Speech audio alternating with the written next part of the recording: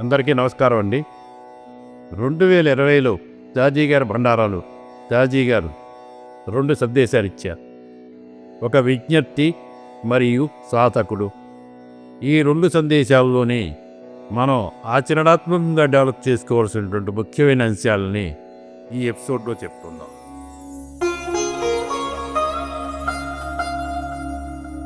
జాజీ ఇలా అన్నారు: బాబూజీ సంతోషంగా ఉన్నప్పుడు ఎవరినైనా రెప్పబాటులో అత్యున్నత స్థాయికి చేర్చగలరు. ఆయన్ని సంతోషపెట్టాలంటే మనం జట్టుగా కలిసి పనిచేయడం, ఐకమత్యంగా ఉండడం కంటే గొప్పగా చేయగలిగేది మరి ఏదీ లేదు. అదేవిధంగా మన మధ్యలో అనైక్యత, విభేదాల కంటే ఆయన్ని విచారానికి గురిచేసేది కూడా ఏదీ లేదు. అందుచేత మనం అందరూ ఏకమై పనిచేస్తే ఈ సహజమార్గ ఉద్యమాన్ని మరింత ముందుకు తీసుకువెళ్ళిన వారం అవుతాం. అయితే జట్టుగా పనిచేస్తున్నప్పుడు మనం ఒక్కోసారి మన తోటి అభ్యాసులు లేక వాలంటీర్స్తో విభేదిస్తాం. భిన్నాభిప్రాయాల వరకు సబబే, కానీ వాటిని మనం సరైన కోణంలో చూడకపోవడం వల్ల మనలో మానసిక కలతలు ఏర్పడతాయి. మనతో విభేదించే వాళ్ళ హృదయాలు మూసుకుపోయాయని, వాళ్లలో అవగాహన కొరవడిందని మనం భావిస్తాం. మనం వాళ్ళ దృష్టికోణం నుండి విషయాలను చూడకుండా ఏకపక్ష నిర్ధారణకి వస్తాం. అలా చేస్తే ఎవరి హృదయాలు మూసుకుపోయినట్లు? వాళ్ళవా, మనవా?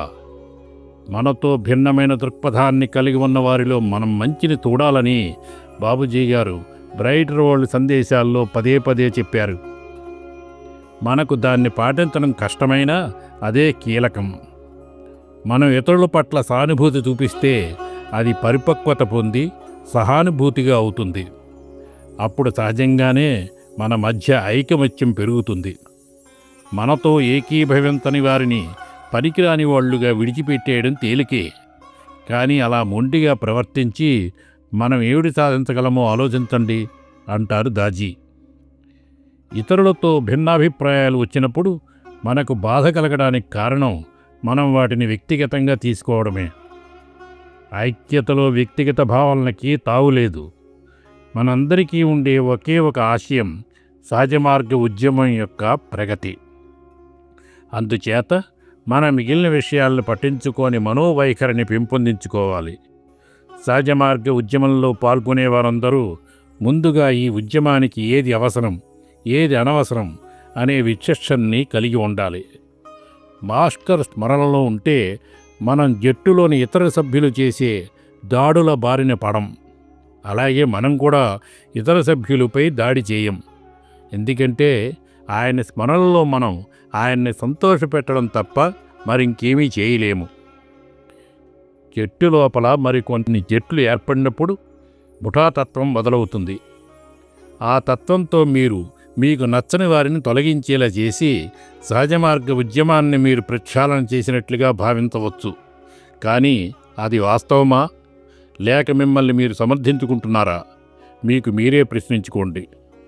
సహజమార్గం యొక్క గుర్తింపు ఐకమత్యమని అన్నారు బాబూజీ.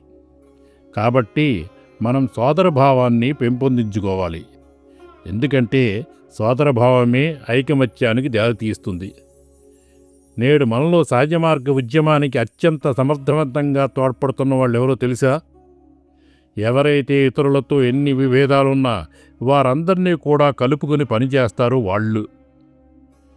నిజమైన సాధకుడు ఎవరితోనూ కటువుగా మాట్లాడడు.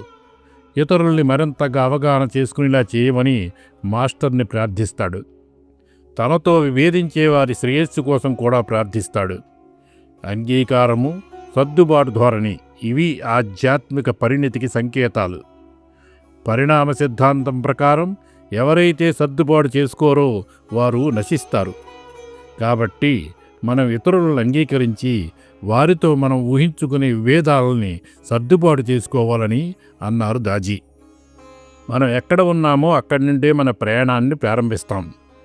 అయితే ఆ ప్రారంభించే చోటు ముఖ్యమా? ప్రారంభించే సమయంలో సాధకుడు హిందువు కావచ్చు, క్రైస్తవుడు కావచ్చు, ముస్లిం కావచ్చు, ఎవరైతే ఏమిటి, చిట్ట చివరి గమ్యస్థానం ముఖ్యం. అదే మనందరి హృదయాల్లో ఉన్న దివ్య ఉనికి మూలాన్ని తెలుసుకోవడం. దివ్య ప్రకృతిని తెలుసుకోవడం, జీవుడు పరిపూర్ణంగా వికసించడం. ఆధ్యాత్మికత అంటే అధి ప్లస్ ఆత్మ, అంటే ఆత్మ దిశగా కదలడం అని అర్థం. అంటే సాధకుడు తనను తాను పైపే విషయాలతో ఒకటిగా భావించుకోకుండా వాటికి అతీతంగా సాగుతాడు. అతడు తన కుటుంబం పట్ల, సమాజం పట్ల, వృత్తి పట్ల, వ్యక్తిగత ఆరోగ్యం పట్ల నిర్వర్తించాల్సిన ధర్మాల్ని నిర్వర్తిస్తూనే ఎల్లవేళలా ఆధ్యాత్మిక శోధనలో నిమగ్నమై ఉంటాడు. బాహ్య ప్రపంచం ద్వారానే అతడు అనంతమైన చిదాకాశంలోనికి ఎగరడానికి అవసరమైన పలాయన వేగాన్ని, అంటే ఎస్కేప్ వెలాసిటీని సంపాదిస్తాడు. అంటే సూక్ష్మలోకాల్లోకి ప్రవేశించడానికి ఈ బాహ్య ప్రపంచాన్ని ఒక శిక్షణా స్థలంగా ఉపయోగించుకుంటాడు. అలాగే బాహ్య ప్రపంచమనే సాగరంలో ఈదడానికి ధ్యానస్థితిలో ఉండే మనస్సు చాలా అవసరం. అందుచేత ధ్యానంలో కలిగిన ప్రభావాన్ని సాధ్యమైనంత ఎక్కువసేపు నిలుపుకోవాలి. ఇది ఫోన్ రీఛార్జింగ్ లాంటిది. జీవితమంతా ఛార్జింగ్ ఉండే ఫోనే అసలైన ఫోను. ఏ పని చేస్తున్నా, ఏ స్థితిలో ఉన్నా ధ్యాన మనస్సుతో ఉంటే అప్పుడు ధ్యానం యొక్క గొప్పతనాన్ని, అద్భుత శక్తిని గుర్తించగలుగుతాం. ఒక మల్లెపువ్వు ఏ విధంగా తన పరిమళాన్ని చుట్టూ ఉన్న వాతావరణంలో వెదజల్లుతుందో, ధ్యానం ద్వారా సరళమైన, స్వచ్ఛమైన హృదయం దైవత్వాన్ని ఆ విధంగా ప్రసరిస్తుంది. అటువంటి వ్యక్తి ఎప్పుడూ తన ఉనికి లోలోతుల్లో నుండి ప్రవర్తిస్తాడు. దీన్నే పూజ్య లాలాజీ అఖ్లాక్ అంటారు. ఆ స్థితికి చేరడం కోసమే ఈ ప్రయత్నం అంతా.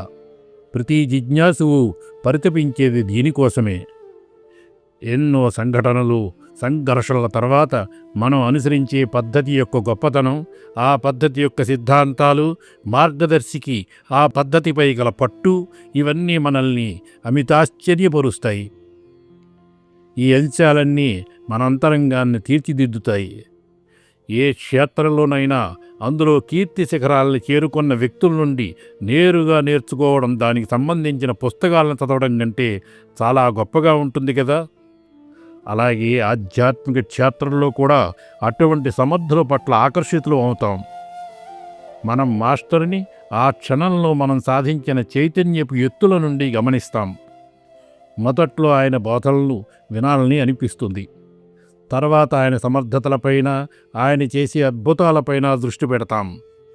ఆ తర్వాత ఆయన మౌనాన్ని, ఆయన హావభావాలని, సమావేశాల్లో ఆయన మనపై పనిచేసే తీరుని చూసి ఆనందిస్తాం. భక్తుడు మాస్టర్ని దర్శించాలని పరితపిస్తాడు. అది చాలా సహజం. కానీ మాస్టర్ హృదయం కూడా అదే విధంగా పరితపిస్తుంది. భగవంతుని చేరుకునే మార్గం ధైర్యస్తుల కోసమేనని, పిరికివారికి అందులో స్థానం లేదని మహాత్ములు అంటారు. అలాగే భ్రాంతితో కూడిన తమ అహాన్ని కోల్పోతేనే తప్ప సాధకులు తమని తాము కనుగొనలేరని కూడా అంటారు. అంటే మనలో ఒక మహత్తర అదృశ్య హస్తం మనల్ని ఎల్లప్పుడూ కాపాడుతోందనే విశ్వాసాన్ని పెంపొందించుకుని అందులో నుండి ఉద్భవించే ధైర్యంతో మనం ముందుకు సాగాలి. అయితే ఇంకా ఎప్పుడూ మనం బహుదూరం ప్రయాణించవలసిందని గుర్తుంచుకోవాలి. అంతేగాని మనం ఎప్పుడైనా ఒక రకమైన ఆధ్యాత్మిక సిద్ధిని పొందామనే భావనతో నిండిపోతే అది మన ఆధ్యాత్మిక యాత్రకు అవరోధమవుతుంది. అంటే మనం ఎల్లప్పుడూ మనలోని జ్యోతిని సజీవంగా ఉండేలా సంరక్షించుకుంటూ ఉండాలి. పవిత్రతే చివరికి తన విధిని ఆ పరమాత్మతో నిర్మించుకుంటుందని, అందుకు సాధ్యమైనంత వరకు ఆ చిన్ని జ్యోతిని మహాజ్వాలగా మార్చి మనల్ని మనం శుద్ధి చేసుకోవాలని అన్నారు దాజీ. 2021లో దాజీ గారి బండారాలో దాజీ గారు ఇచ్చిన సందేశం గురించి నెక్స్ట్ ఎపిసోడ్లో చెప్పుకుందాం. అందరికీ ధన్యవాదాలు.